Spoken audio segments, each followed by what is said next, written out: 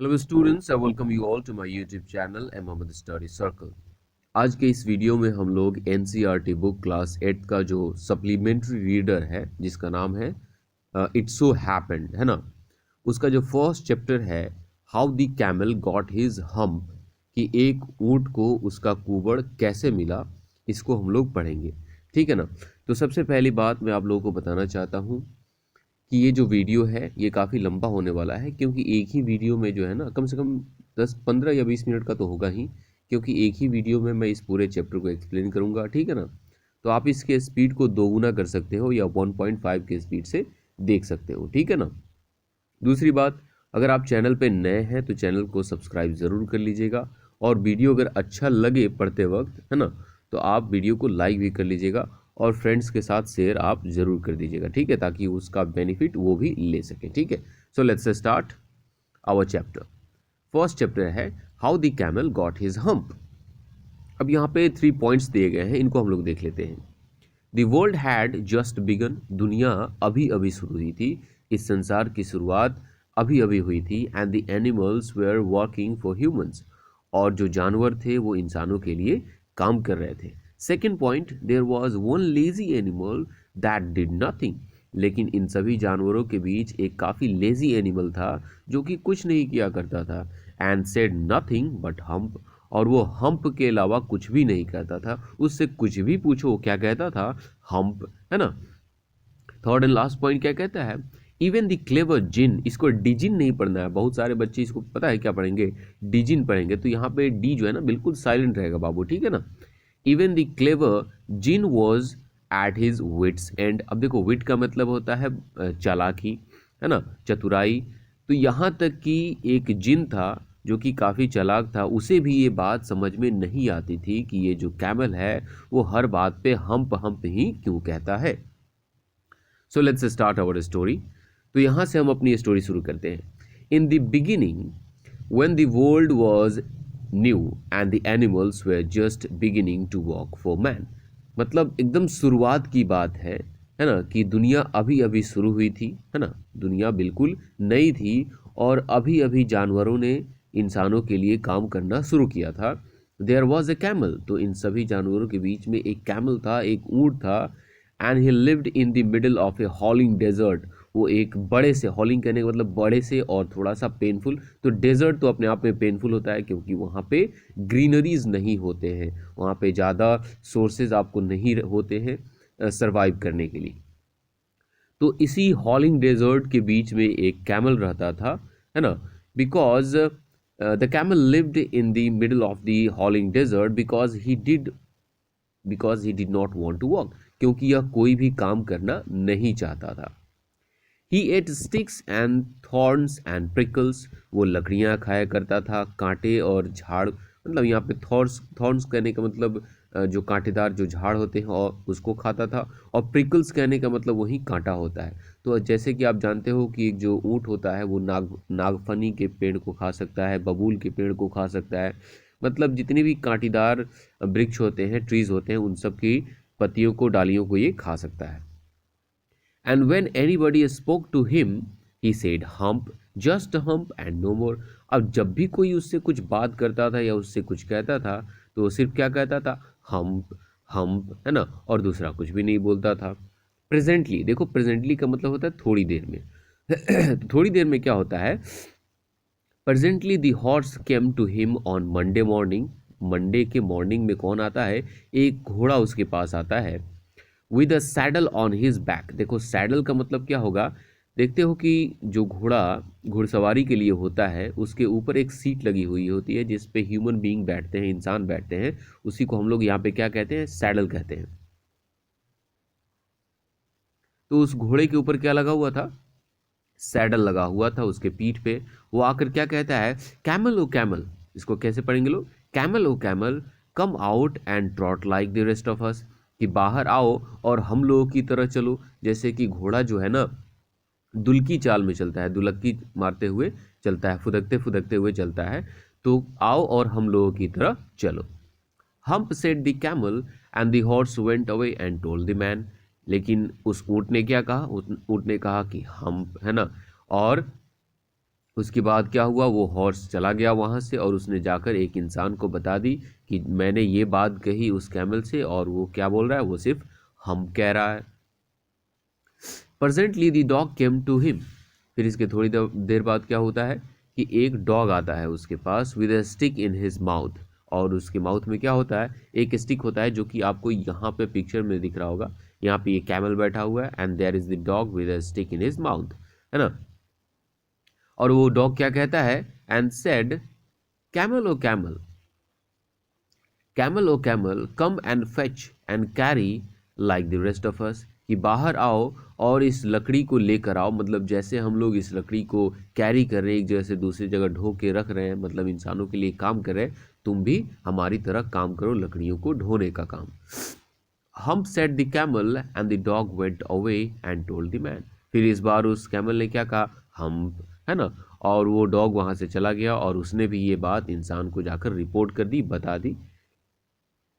Presently the ox came to him. फिर उसके बाद क्या हुआ, तीसरा आता है एक ऑक्स, एक बैल आता है उसके पास with the yoke on his neck.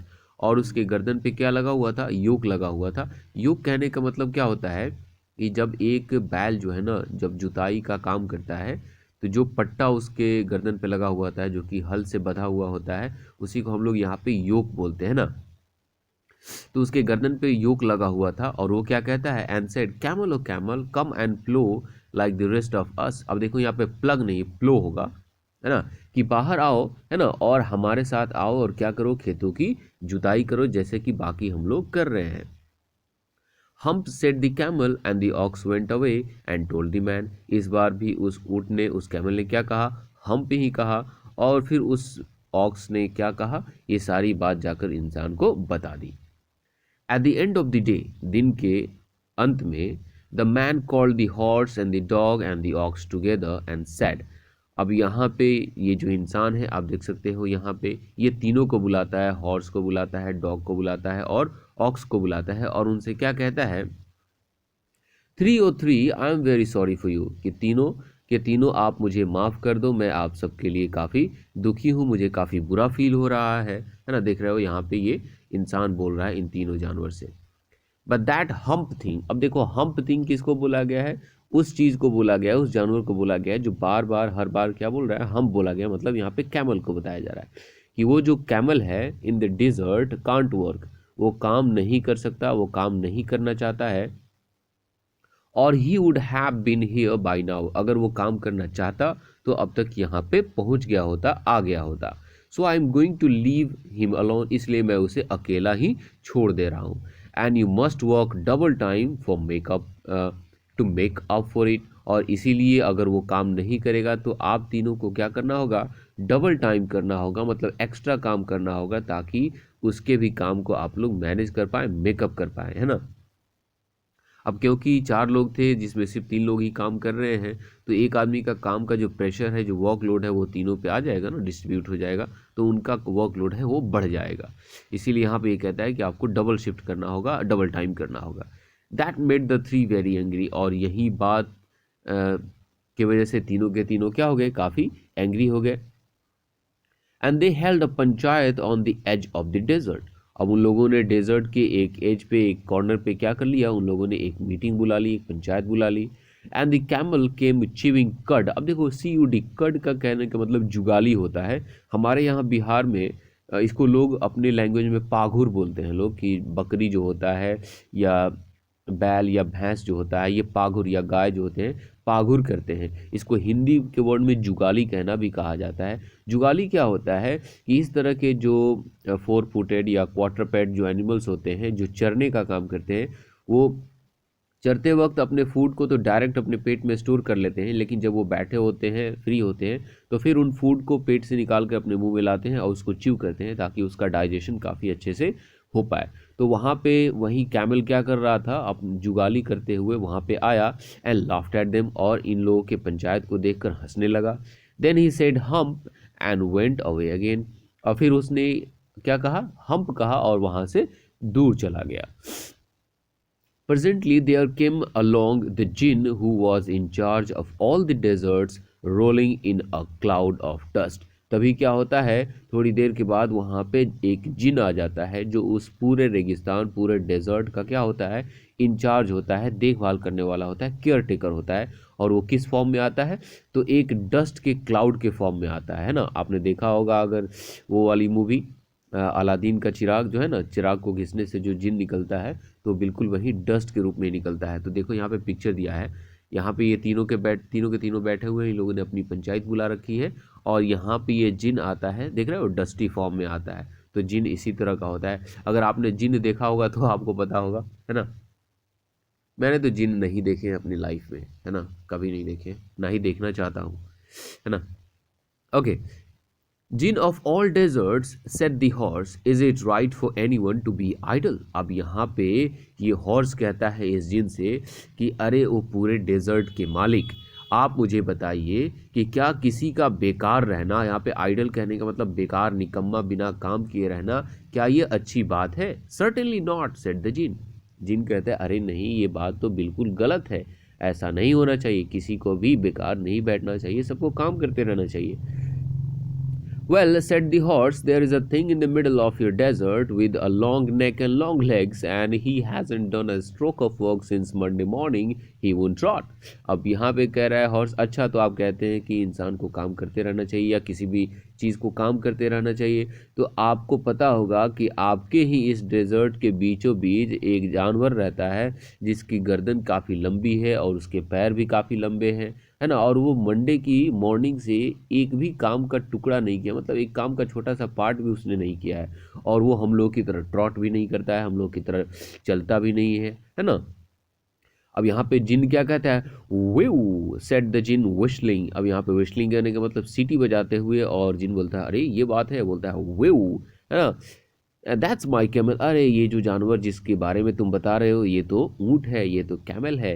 What does he say about it, अच्छा तो वो इसके बारे में क्या कहता है, किसके बारे में, मतलब जब भी आप लोग कहते हैं कि काम करो तो इसके बारे में क्या कहता है।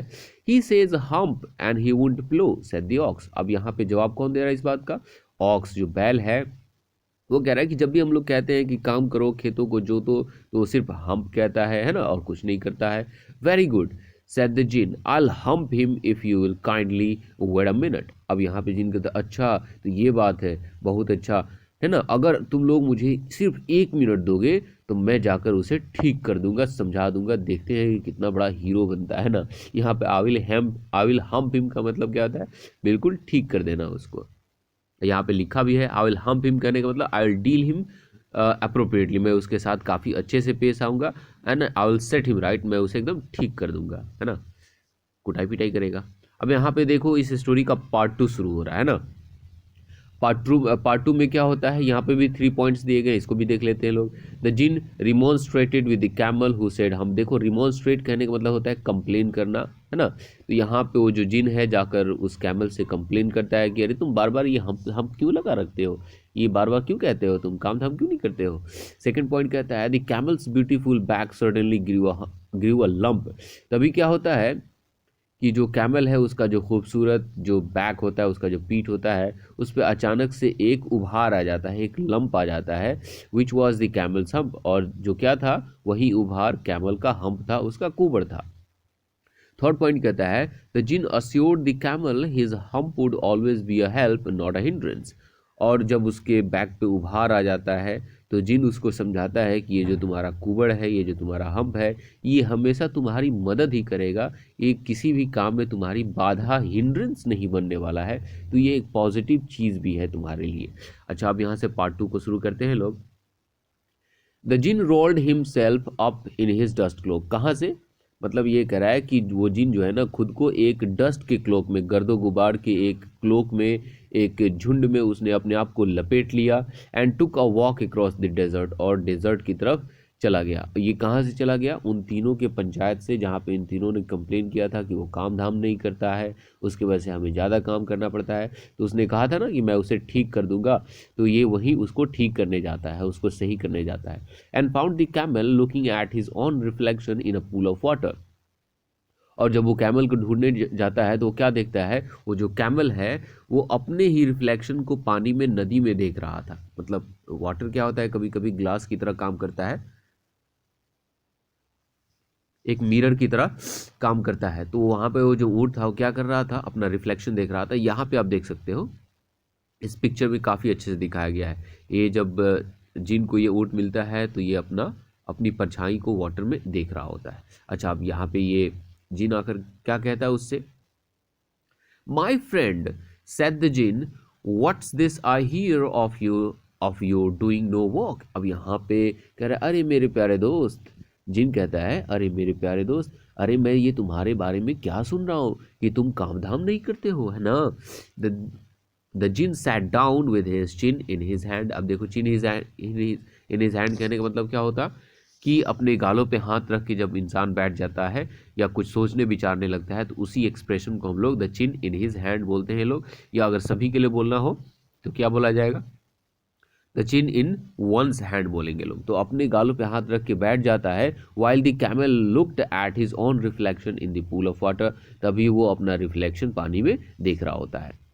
You have given the 3 extra walk ever since Monday morning, all on account of your idleness. अब यहाँ पे वो जो जिन है वो कह रहा है उस ऊँट से, उस कैमल से कि देखो तुम्हारे इस बेकार मतलब निकम्मेपन की वजह से, है ना, तुम्हारे इस निकम्मेपन की वजह से, तुम्हारे काम न करने की वजह से किसी दूसरे को, है ना, 3 अलग अलग जो है ना क्या दिए गए हैं, एक्स्ट्रा काम दिए गए हैं जो कि तुम्हें करना चाहिए था। तो ये काम तुम्हारा था, है ना। तो यहाँ पे मान सकते हो कि तुम्हें दिया गया है कितना, 3 एक्स्ट्रा वर्क दिया गया है मंडे मॉर्निंग से, जो कि अभी तक तुमने नहीं किया है। Said the jinn and he went on thinking with his chin in his hand. और वो और भी बहुत कुछ सोचता रहा अपने वही गालों पे हाथ रख के। ओके, यहाँ पे आ जाओ। Hump said the camel. फिर कैमल ने क्या कहा, hump, I shouldn't say that again if I were you said the djinn. अब यहाँ पे जिन कहता है कि अच्छा, जो तुम बार बार हम्प कहते हो ना, अगर मैं तुम्हारी जगह पे होता तो मैं ये बार बार हम्प नहीं कहता। You might say it once too often. अरे इसको तुम कभी कभार बोल सकते हो, एक बार दो बार बोल सकते हो, हर बार नहीं, है ना। You I want to walk, I want want to walk, है ना, कि मैं काम करना चाहता हूँ। Okay, and the camel said hump, है ना, आई वॉन्ट, सॉरी यहाँ पे कैमल नहीं, I want you to work. यहाँ पे जिन कहता है कि मैं चाहता हूँ कि तुम काम करो, मैं चाहता हूँ कि तुम काम करो। And the camel said hump. फिर कैमल ने वही बात कर दी, उसने क्या कहा, hump again. But no sooner he had said it, मतलब उसने अभी अभी हम्प कहा ही था तब तक क्या हुआ, then he saw his back, उसने अपना बैक देख लिया, अपना पीठ देख लिया, है ना। That he was so proud of. और जिस बैग पे वो बहुत ही ज़्यादा गर्व करता था, बहुत ही उसे प्राउड फील होता था अपने बैग को लेकर, puffing and puffing up into a great big hump. वो हमेशा लोगों से अपनी बैग की तारीफ़ किया करता था, अपनी हम्प की तारीफ़ किया करता था, है ना, उसकी बड़ाई किया करता था।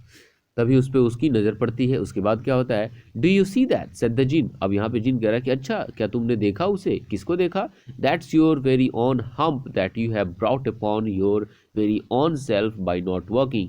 ये वही तुम्हारा अपना हम्प है, तुम्हारा अपना कुबड़ है, जो कि तुम्हारे काम न करने की वजह से तुम्हें मिला है, तुम्हारे काम न करने की वजह से तुम्हें मिला है, और इसे तुमने खुद से पाया है। Today is Thursday. आज का जो दिन है वो क्या है, आज का दिन थर्सडे है। And you have done no work since Monday morning. और तुमने मंडे की सुबह से आज अभी तक कुछ भी काम नहीं किया है। तो मंडे, ट्यूसडे, वेंसडे, है ना, तो थर्सडे, तो 3 दिन तो पहले ही बीत चुके हैं, ये चौथा दिन है। When the walk begin, when the walk begin मतलब जब से काम शुरू हुआ था मंडे से, तब से तुमने काम नहीं किया है। Now you are going to work. अब तुम क्या करने जाओगे, काम करने जाओगे। How can I. अब यहाँ पे ये कह रहा है कि मैं काम कैसे कर सकता हूँ, said the camel with his hump on my bank, है ना। तो मेरे बैक पे ये जो हम्प है, ये जो कुबड़ है, इसके साथ मैं काम कैसे कर सकता हूँ। That has a purpose said the djinn. अब यहाँ पे ये जिन कह रहा है कि अरे ये जो तुम्हारा हम्प है ना, इसका भी एक पर्पस है, इसका भी एक मकसद है ना। All because you miss those 3 days, क्योंकि तुमने वो 3 दिन मिस कर दिए, 3 दिन काम करना तुमने छोड़ दिया था, इसी के वजह से ये तुम्हें क्या मिला है, हम्प मिला है। You will be able to walk now for 3 days without eating. अब यहाँ पे इस हम की वजह से क्या हो सकता है कि तुम बिना खाए 3 दिनों तक काम कर सकते हो। कहने का मतलब है अगर तुम बिना खाए 3 दिन तक काम करते हो तो ये तुम्हारा हम्प चला जाएगा, गायब हो जाएगा। कौन कह रहा है? जिन कह रहा है। Because you can live on your hump, क्योंकि तुम अपने हम्प पे भी जिंदा रह सकते हो, क्योंकि तुमने 3 दिन सिर्फ खाया है, काम नहीं किया है, इसीलिए तुम्हें कुबड़ निकल गया है। एंड डोंट यू एवर से I never did any thing for you, और फिर तुम इस कभी भी मत कहना ऐसा कि मैंने तुम्हारे लिए कुछ भी नहीं किया है। Come out of the desert and go to the tree and behave. अब एक काम करो, तुम इस रेगिस्तान से बाहर निकलो, इस डेजर्ट से बाहर निकलो और उन तीनों के पास जाओ और बिहेव करो, मतलब अच्छे से उनके साथ पेश आओ। And the camel went away to join the three, और इस बार क्या होता है, जिन की बात को वो कैमल मान लेता है और उन तीनों को ज्वाइन करने के लिए चला जाता है। And from that day to this, और उस दिन से आज तक, है ना, the camel always wears a hump, है ना, कॉल कैमल के पीठ पे हमेशा आज तक क्या दिखाई देता है? एक हम्प दिखाई देता है, एक कुबड़ दिखाई देता है। वी कॉल इट हम इसे क्या कहते हैं लोग? हम्प कहते हैं लोग। Now not to hurt his feelings, है ना, हम लोग उसे हम्प इसलिए नहीं कहते हैं, सिर्फ हम कहते हैं क्योंकि उसका फीलिंग जो है ना हर्ट ना हो जाए। आया समझ में? वहां पे देखो HUMPH है, यहाँ पे HUMP है सिर्फ, है ना। ओके, इसका मतलब ये है कि अगर आपको कहीं पे ऊँट दिखाई दे तो आप उसको हम्प नहीं कहिएगा, है ना, नहीं तो उसकी फीलिंग हर्ट हो जाएगी। ये काफ़ी फनी है। But he has never yet caught up with the 3 days that he missed at the beginning of the world. कहने का मतलब है कि आज तक ऊँट के पीठ पे, ऊँट के बैक पे हमें कुबड़ इसलिए दिखाई देने को मिलता है क्योंकि उसने जो है ना उन 3 दिनों की काम की भरपाई आज तक वो नहीं कर पाया है ना, जब से दुनिया की शुरुआत हुई थी, जब उसने 3 दिन काम करना छोड़ दिया था। And he has never yet learn how to behave, और उसने आज तक नहीं सीखा है कि किसी दूसरे के साथ व्यवहार कैसे किया जाता है ना, दूसरे के साथ ट्रीटमेंट कैसे किया जाता है। यहाँ पे आपकी स्टोरी हो जाती है फिनिश। इस चैप्टर के राइटर कौन थे? रूडयार्ड जोसेफ किपलिंग, और यहाँ पे उसके नीचे लिखा गया है एवरेज्ड। एवरेज कहने का मतलब इस स्टोरी को थोड़ा सा शॉर्टन किया गया है, थोड़ा सा छोटा किया गया है, तो शॉर्ट फॉर्म में इस स्टोरी को बताया गया है। तो इस तरह से स्टोरी कंप्लीट हो गया। चैप्टर का एक्सप्लेनेशन कैसा लगा आप कमेंट करके बताएंगे। वीडियो अच्छा लगा होगा तो लाइक करेंगे, और चैनल पर नए होंगे तो सब्सक्राइब करेंगे। फिर इसके बाद मैं इसके क्वेश्चन आंसर को करा दूंगा, जो क्वेश्चन आंसर के लिए टेंशन नहीं लेना है। नेक्स्ट वीडियो में इसके क्वेश्चन आंसर करा दिए जाएंगे, ठीक है। तब तक के लिए बाय बाय।